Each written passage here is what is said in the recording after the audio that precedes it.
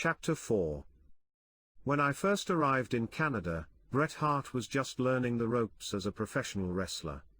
He had a good amateur record at school, right up to the provincial level, but like a lot of amateur wrestlers, he found it hard to make the switch to pro wrestling. Sometime during 1978, Bret had tagged with his older brother Smith and they'd gone down to Puerto Rico for a few weeks to work for Carlos Colon. They even held the Caribbean tag team belts for a while, but Bret didn't stay long, because he couldn't stand the place. When I asked him how it was, he just said, "Terrible. It was like being in jail.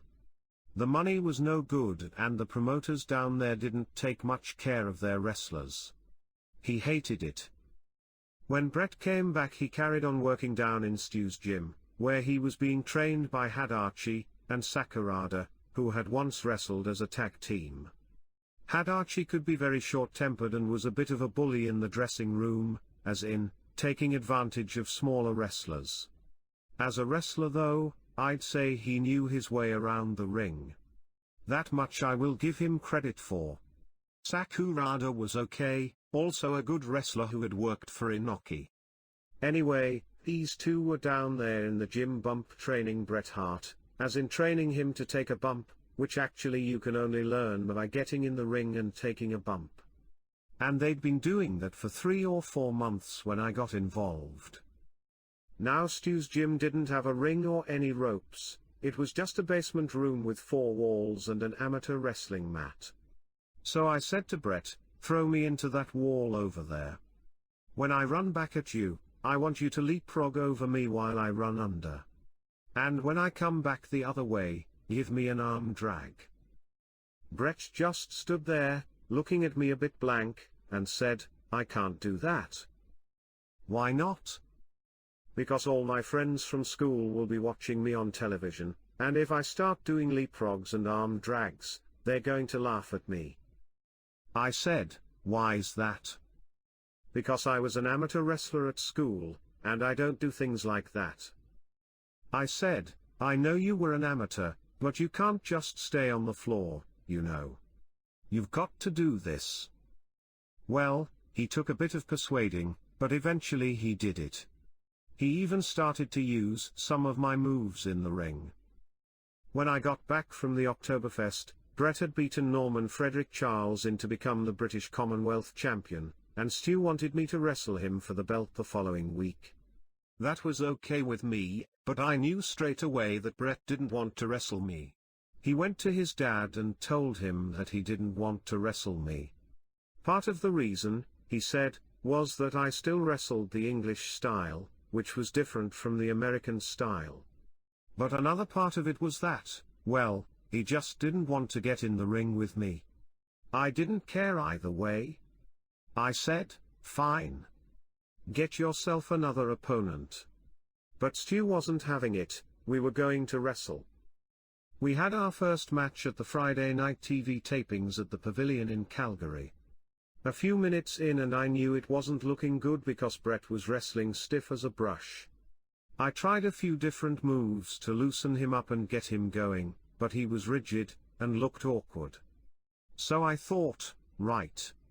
I got him in the corner, smashed him with a forearm and broke his nose. And it did the trick, he wasn't rigid anymore.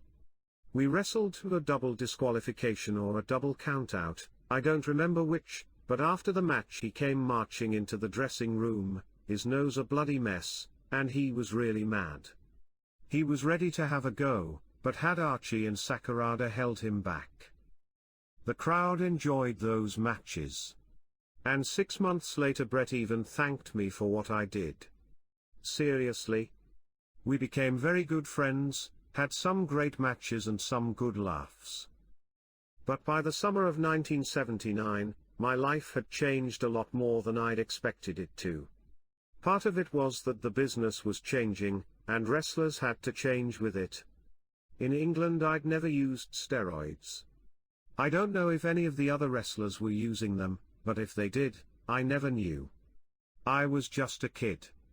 All that changed the first time I went to Germany and met Sylvester Ritter, or Junkyard Dog. I liked Junkyard Dog, and to be honest, what he lacked as a wrestler, he made up for as a talker, not the best, but definitely not the worst. And like a lot of wrestlers, he could talk business into the building. Anyway, the point of this story is that Junkyard Dog was the first person to give me drugs of any kind, and they were steroids, Dianabol pills. I would imagine at that time, quite a lot of the wrestlers were taking them. And within just a few years, nearly everybody was taking them. You had to if you wanted any work. It wasn't just steroids. The second year I was in Calgary, I was wrestling Nelson Royal again for Stampede Week. Jake Roberts had just joined the territory, and he asked me one night, "How long are you gonna wrestle tonight, Tom?" I said, "As long as possible." I was a lot younger than Royal, but he had more experience than me. Jake handed something to me. "Here's some help. Take it. The only thing is, it will make your mouth dry." It was a yellow jacket, amphetamine, speed, whatever you want to call it. Just this one little pill. So I took it and I went nearly an hour with Nelson Royal. I felt great. So that was how I got into taking drugs. Not massive amounts at first, but over the years, it became a habit, just like smoking, and eventually, the side effects did start to show. That Stampede Week was when I nearly became the youngest NWA junior heavyweight champion ever.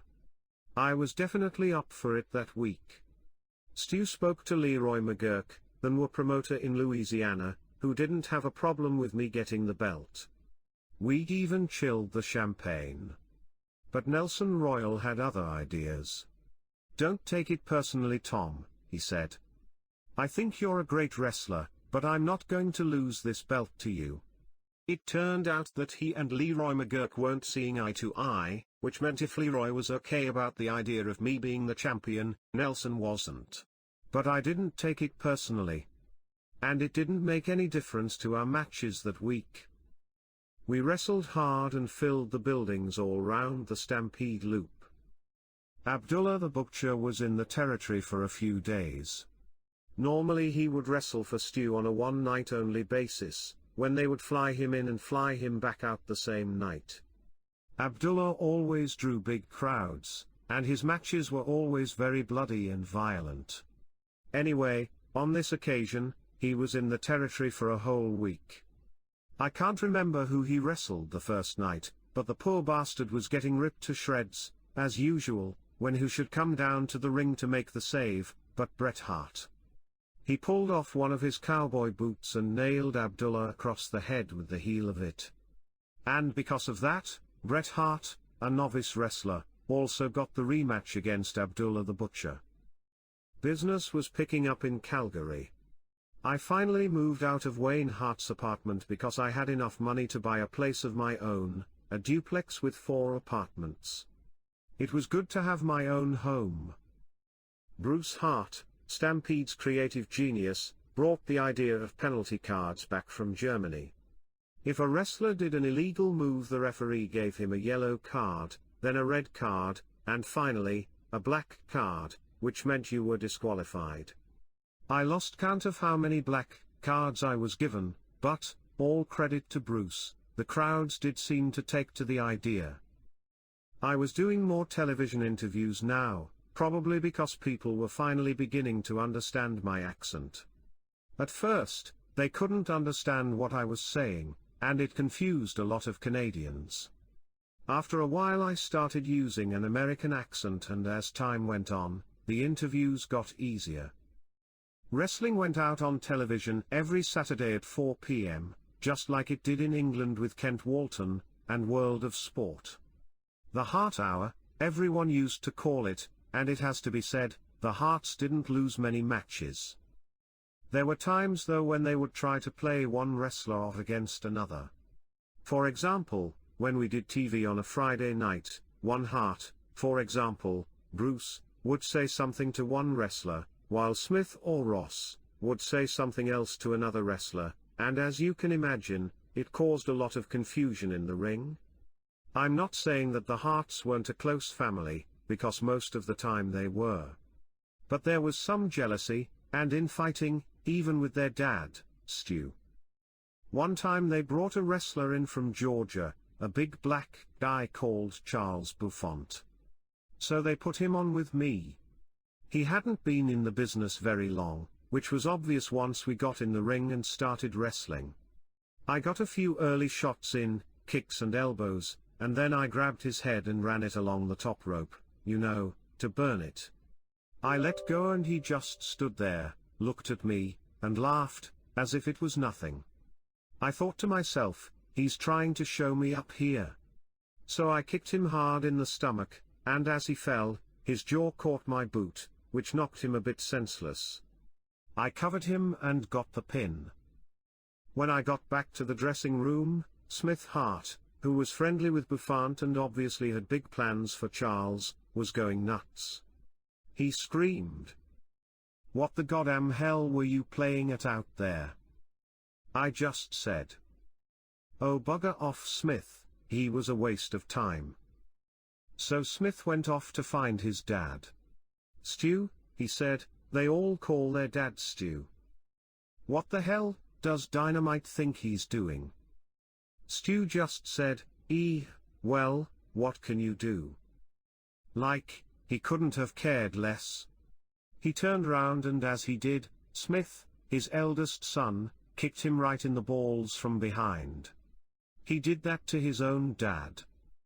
In spite of what everybody thought, or the image they tried to put across, I don't think the Hart boys were that intimidated by their dad.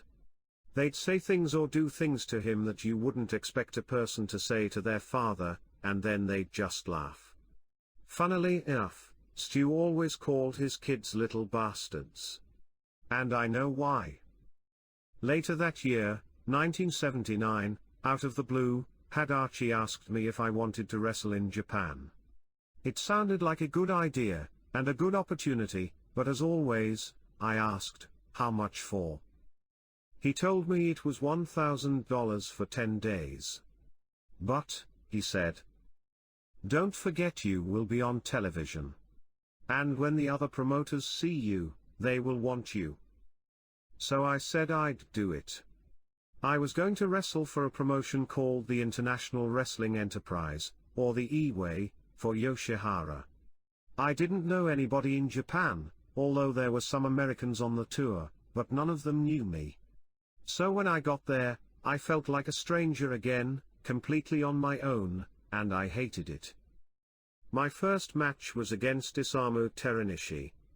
The match was televised and we wrestled to a 30-minute draw. I also wrestled fighting Hara, who was the junior heavyweight champion, and a big star for the E-Way. He was Japanese and we, as in myself, Archie and Sakurada, had trained him in Calgary a few months before that. We had to travel by coach to all the different places, which meant we had to sit squashed up on that coach for 14 hours, with our cases piled on top of us. There was no hotel. At that point I felt as if I'd made a really big mistake coming to Japan. Later on the tour I met some American wrestlers, Ox Baker, Haystacks Calhoun, the Samoans, Alex Smirnoff, and Andre the Giant. Now I was a bit surprised to see him there because just a few weeks before that, in Calgary during Stampede Week, Andre had said, I will never wrestle in Japan for another promoter. I wrestle only for Inoki. So when I got to Japan and saw Andre in the E-Way ring, I said, what are you doing, boss? He called everybody boss, and we all called him it back. He said, a favor for Inoki. The crowds weren't very good, except when Andre was there, and then it picked up, but there again we weren't wrestling in the Sumo Palace or the Tokyo Dome. They were just little halls with a few hundred people. But the funniest thing about Japan was the crowds. It didn't matter what I did in the ring, a suplex, or a flying headbutt, the people just sat there in silence. When the match was over they just applauded quietly, as if they were just being polite. I've got a good idea why they didn't clap or cheer, it was probably the great American team that they had. Teranishi would go to throw Haystacks Calhoun into the corner post and he'd give them nothing. Ox Baker was that clumsy and useless, a big heavy bastard, and his timing was that bad, he'd go for a leg drop and land his ass right on their faces instead of across their neck. So the Japanese crowds must have wondered what they were watching. At that time, I think there were still some bad feelings about Westerners, or at least, Americans. If a foreigner went up to a Japanese stranger, man or woman, they'd turn their backs on you and walk away. That's true. Things did change over the years as Japan became more westernized, but back then, on my first visit, I hated it. I hated the whole 10 days that I was there. I couldn't speak any Japanese, I had no idea how much 1,000 yen was, and I was too scared to go and buy any food by myself in case I didn't have enough money. As I sat in Narita Airport waiting to catch a plane back to Canada, I decided I would never go back to Japan again. Anyway, a few months later, it turned out that Calgary was going to be part of an overseas tour for New Japan Pro Wrestling, and they were bringing a Japanese television crew with them. Inoki, Shinma, Sakaguchi, Tiger Jeet Singh and Tatsumi Fujinami were going to be there, and somewhere along the way, Hadarchi had told Bret Hart that he would definitely be wrestling Fujinami, who, at that time, was the NJPW WWF Junior Heavyweight Champion. But a week before they arrived, Hadarchi had to tell Bret there was a change of plan. He said, "They want Dynamite to wrestle Fujinami." Well, for me, that was great, but Bret wasn't happy about it. As usual, off he went to Stu, asking him to do something about it, but Stu couldn't. This one was out of his hands. That night, Stan Hansen wrestled Antonio Inoki, Tiger Jeet Singh wrestled Sakaguchi and I wrestled Tatsumi the Dragon Fujinami. And what a fantastic match it was. I was leg dragging him, snap suplexing him, then I went up on the top rope for a flying headbutt, only for him to hit me with a drop kick in midair. Well, that was the end of the match because he drop kicked me right out of the ring. And when he came out after me, the match ended in a double count out, a draw. I know he was disappointed not to have won, because he was the champion, but as Stu pointed out to him, you are only here for one night. Dynamite will still be here next week. It was probably one of the best matches I'd ever had up until then, and the crowd definitely enjoyed it. They took their TV tapes back to Japan, and the people over there must have enjoyed the match as well, because the next thing I know, Shinma, who I understood to be a sort of foreman for Inoki, called me and asked me to come to Japan to wrestle Fujinami for NJPW. Well, after what happened with the E-Way, I wasn't sure I wanted to go back, but I asked, how much for? Shinma said they'd pay me $1,000 a week more than E-Way, which was more or less double. I thought about it for 2 minutes, and said okay, I'll go. Well, business is business. And this time it was different. First-class hotel, first-class train, that was the bullet train, no crowding, and you were just treated altogether better by the promoters. I went on TV many times over there wrestling Fujinami. He was a little bit older than me, a bit heavier than me and he had more experience than me, but the matches were always very close. We both wrestled hard, I mean when you hit, when you kicked. That was the big difference between America and Japan. They did not fuck about in that ring. And I gave Fujinami a run for his money, up, down, bouncing him from one corner to another, I never let up. And I would say I was in better condition than him, because after nearly every match he'd be dripping with sweat and gasping for breath, and he'd say, "Dynamite, always, you blow me up." That's true. And although I would say Fujinami wrestled hard, I did meet some Japanese opponents who wrestled a lot harder, who I'll tell you about later. I was there nearly 6 weeks, and in that time I got to wrestle, usually as part of a tag match, Riki Choshu, Fujiwara, Kido, Sakaguchi, Kimura. I also met Takada, and Maeda, who I knew from England a year or so earlier. They were what the Japanese called young boys, or green boys. They probably weren't even that young, but what it meant was they were right at the bottom of the ladder. You'd see them during the matches, crouched down on the floor around the ring, watching. Now you remember me telling you about Carl Gotch, who trained at Riley's gym and was working as the top wrestling coach for Inoki. The promotion would send all its young boys to the NJPW dojo in Tokyo to be trained by him. I never wrestled Inoki in a singles match, but I did some six-man tags with Steve Kean and Stan Hansen against Inoki, Fujinami, and Kengo Kimura. It was 100 times better than the E-way, and as the crowds got to know me and my style, I began to enjoy Japan. I also preferred their aggressive style. In Japan they'd rather go in and kick the bloody hell out of you, and they'd rather break your nose or your jaw. In England, they'd rather not get hurt at all. And you can't blame them, I suppose, if they're only earning a tenner a night. But the Japanese attitude to wrestling suited me perfectly. After that 6 weeks it was back to Canada, and the Stampede loop. I had some great matches against Brett, very strong and very physical, where we both end up with a mouthful of blood or a black eye.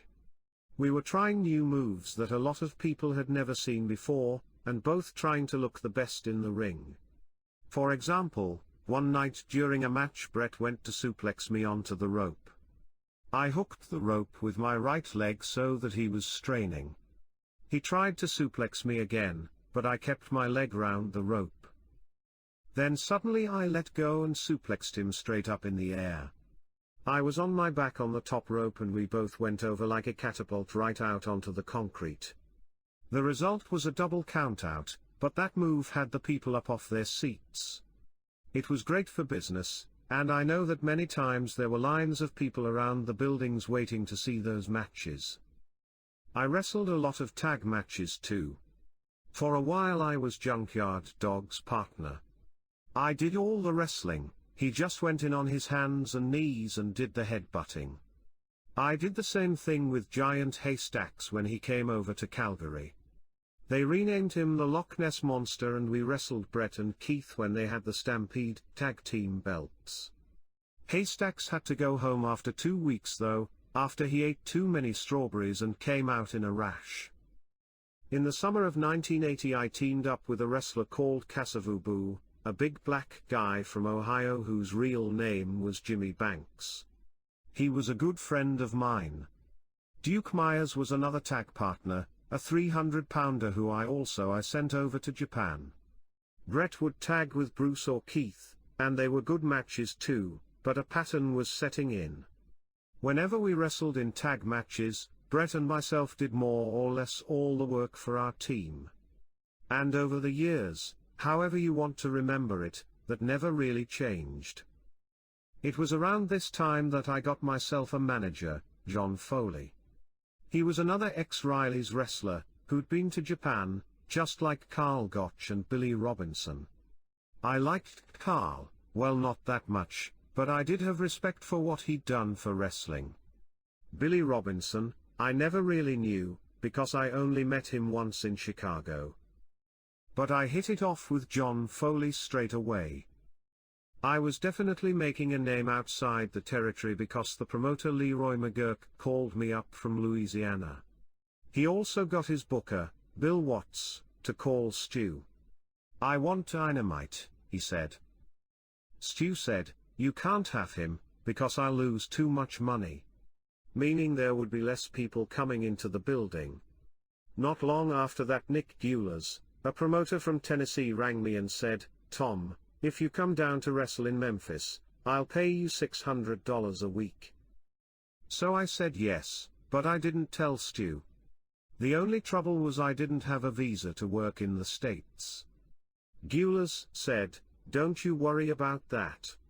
Just get yourself down here and then we'll sort your visa out." I'd heard that Nick Gulas had a reputation for being a bullshitter. So I said, "I'm not being funny, Nick, but you'll have to send me the visa first." Well, he didn't.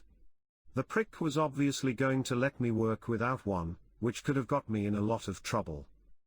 A lot of territories were asking for me, but Stu always said no. Which must have meant, financially, I was worth something to him. Takings had definitely gone up since I came to Stampede. I'm not saying that was entirely down to me, but Stu did say one time that I'd made more money for him than Abdullah and Archie ever did.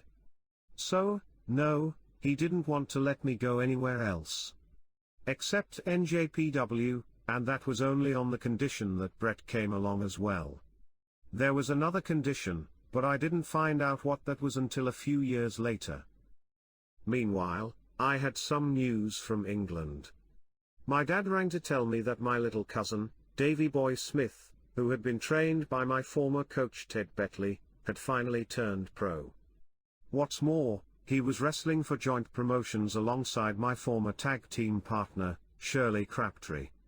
And Big Daddy was still doing his belly butts, winning the matches and getting all the glory, while Davy Boy Smith was the skinny little kid getting his head kicked in. It seemed as if he was following in my footsteps, and I'll be honest, I was pleased for him. I told my dad if I could help him in his career, I would. And I meant it.